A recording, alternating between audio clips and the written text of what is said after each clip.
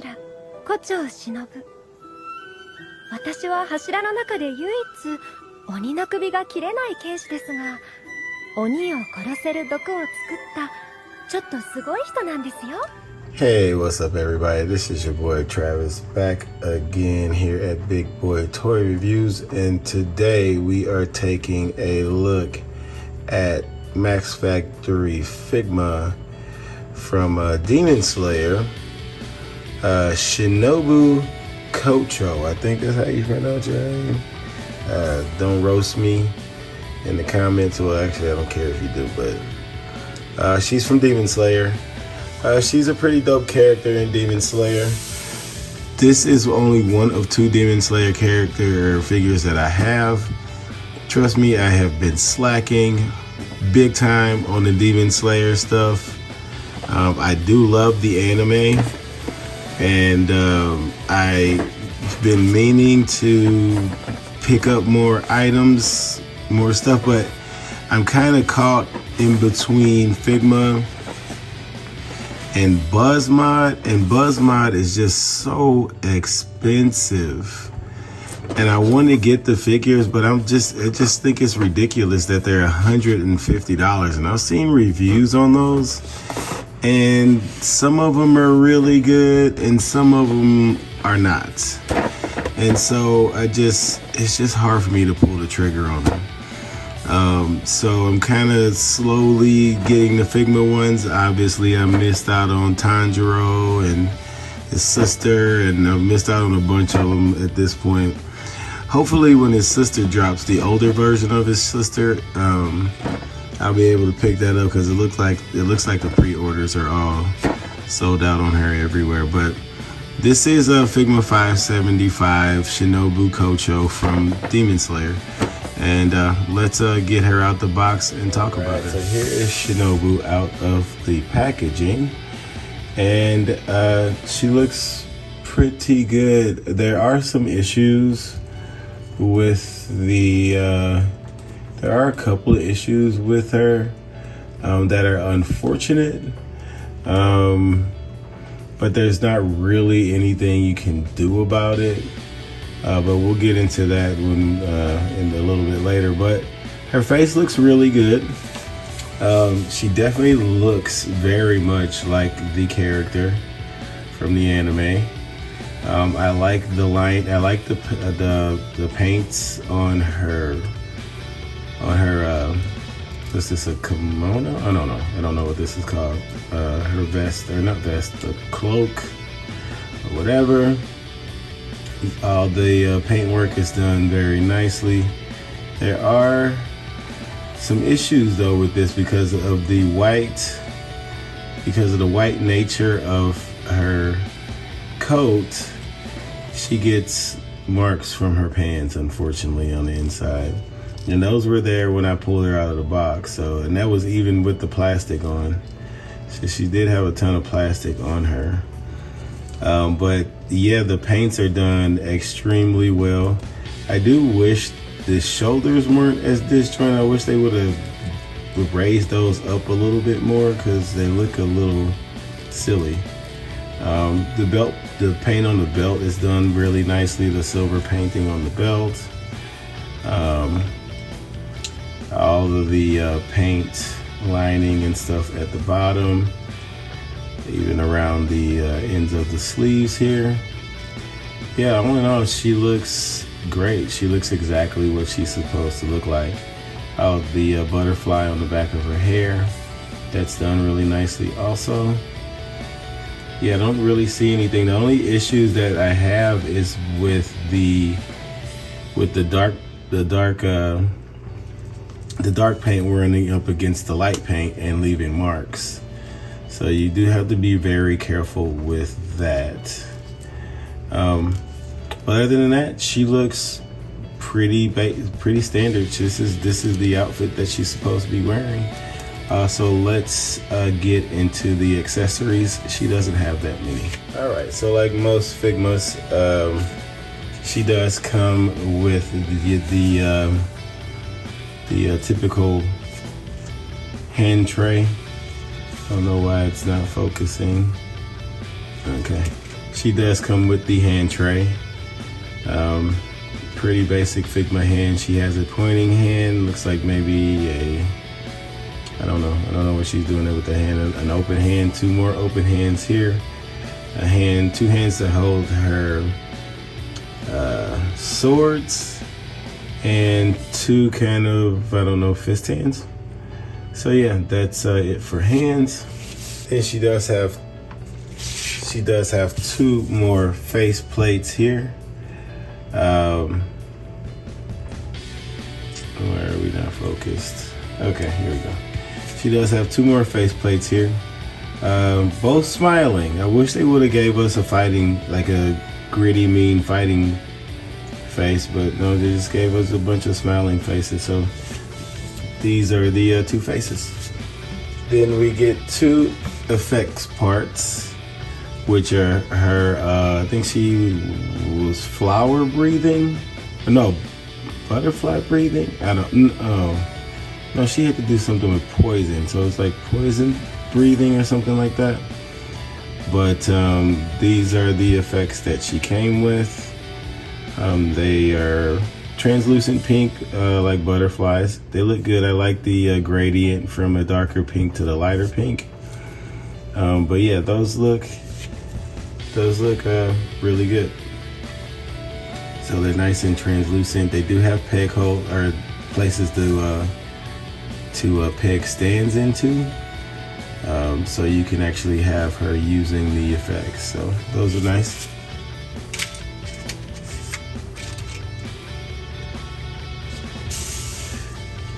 And then lastly, she comes with her sword, which is, let's see if we can come in a little bit closer here and get, does have like kanji on the blade there. Very, very thin as it was in the anime. She was not known for being able to cut demons' heads off with this sword. She did use poisons to kill the demons. The handle is done really nicely, so that's good. And then this is the scabbard for that. I wish Figma still did swords inside of the scabbards, but unfortunately they have gone to this move here. So this does peg onto a peg on her waist. And then she gets the typical Figma stand, but I wouldn't say this is a typical Figma stand. This is like an octagon type of stand. It's larger than most Figma stands. It does obviously have the same armature on it, but it does come, you do get two more arms, and these are the arms that you use for the special effects for her butterfly effect. So you get that. That's pretty much it. Of course, you get the obligatory Figma baggie. That doesn't matter. But that's it for accessories. So for articulation, you're not going to get a lot of up on her head because of the nature of the ball peg and where her hair hits her back of her collar here. So she can't really look up. She can look down a good amount. She does get side to side. She does have like a joint in her neck, so you can see how that collar moves around. But you're not going to get a whole lot of good head movement out of that. She's really tight in the shoulders. Don't want to push it too much further than that because I feel like I'm going to break it. So she can't quite get parallel. She might be able to, but I'm just not really willing to do it on this figure. I do like the way they did her elbows. I think it's really interesting. It doesn't break the sculpt anywhere. She does get a little bit past 90 degrees, and it's sculpted all the way through, and it looks pretty good. So I like that. She does get like some articulation here. It seems unnecessary, I guess, to replicate like it's blowing in the wind when she walks, or it moves when she walks. think that's completely unnecessary, but they put it there. And then she has ball hinge wrist for her hands. As far as her torso is concerned, right here, she's not really getting a whole lot of, no, she gets some forward. I lied. It was just caught up. She can go forward that far, and she can't go back that far due to her coat here. And if she uses the other joint, she doesn't get much further forward than that. She can kick up about right there, so that's pretty good. Can she do the splits? Not without busting her open. She can't quite get the splits. So for a karate type of character, you would like them to be able to kick and do the splits. I feel like a Hashira should know how to do the freaking splits. So that's unfortunate. I do like the knee articulation. I think the knee articulation is very cool. So they have a typical Figma joint right here. But what happens is you get this, but then this other joint activates, and you get kind of a seamless past 90-degree bend in the knee. I don't think I've ever seen that before. I think that's a really smart way to go about it. She gets a lot of range, and you barely see that joint here, and you don't see the joint here at all, and it just seems like the pants just flow. So I like that a lot. I think that's one of the best implementations of baggy pants, knees with baggy pants on them that can still that are still really articulated. I think that's really nice. These, you do get a swivel right here at the shin. As far as the ankle, it goes up that far, down that far. You can get an ankle rocker if you twist that around, and then you have a toe joint. So not too bad of range of articulation here, to be honest with you. I have definitely seen worse. Especially with Figma.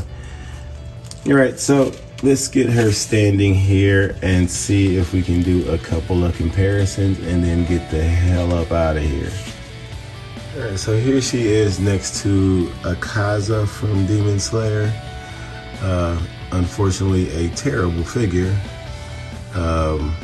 Very unfortunate, but this is the only Akaza that I have, so it'll have to do for now. Here she is next to busty but never dusty Rider from the video game. And of course her cape always gets in the way. So that's Rider. Rider is actually taller than her, which is amazing. I don't think I reviewed a figure recently where she's taller. And sticking in the Figma line for now, we have Ryuko Matoi from Kill La Kill. So she is taller.